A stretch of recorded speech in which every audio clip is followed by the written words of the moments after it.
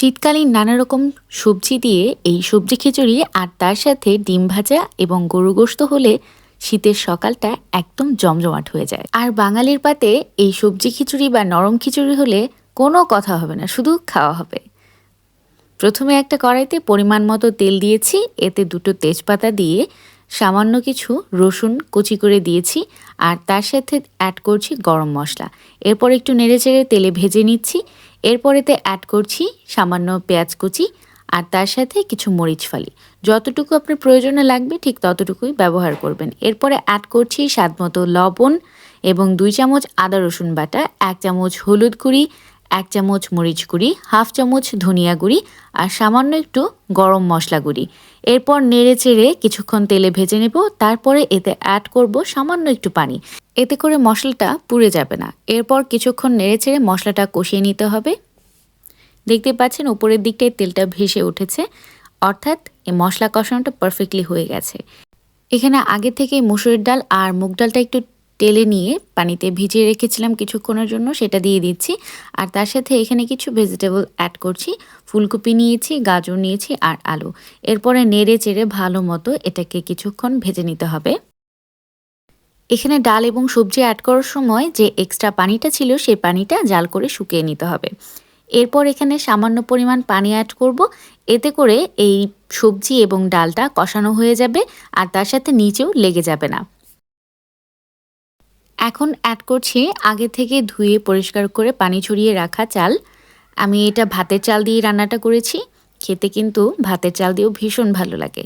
এরপর নেড়েচেড়ে উল্টে পাল্টে ভালো মতো এটাকে কিছুক্ষণ কষিয়ে নিতে হবে। এখানে যে এক্সট্রা পানিটা আছে সেই পানিটা শুকিয়ে ফেলতে হবে আর চালটা একদম ঝরঝরা করে ভেজে নিতে হবে। এতে করে কিন্তু খিচুড়িটা খেতে অনেক মজা লাগে। তো এখানে প্রায় একদম চালটা ঝরঝরা হয়ে গেছে ভাজতে ভাজতে।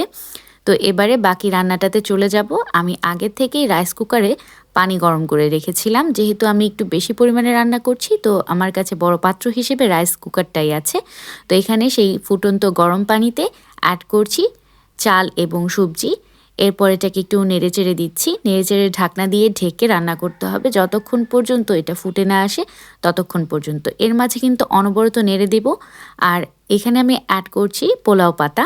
আমরা কম বেশি সবাই জানি পোলাও পাতার কিন্তু আলাদা একটা ফ্লেভার থাকে, আর এটার ফ্লেভারের কারণে খেতেও কিন্তু ভীষণ মজা হয়। এরপর পোলাও পাতাটা দিয়ে নেড়েচেড়ে দিচ্ছি। আর এই খিচুড়িটা আমি নরম খিচুড়ি রাখবো, তো এর জন্যে চালের সাথে পানির পরিমাণটা কিন্তু বাড়িয়ে দিতে হবে। এতে করে এই খিচুড়িটা সফট থাকবে আর মাখো মাখো হবে, খেতেও ভালো লাগবে। এবারে ঢাকনা দিয়ে ঢেকে দিলাম। একদম শেষের দিকে ঢাকনাটা তুলে নেড়েচেড়ে দিচ্ছি। খিচুড়িটা অলমোস্ট হয়ে গেছে।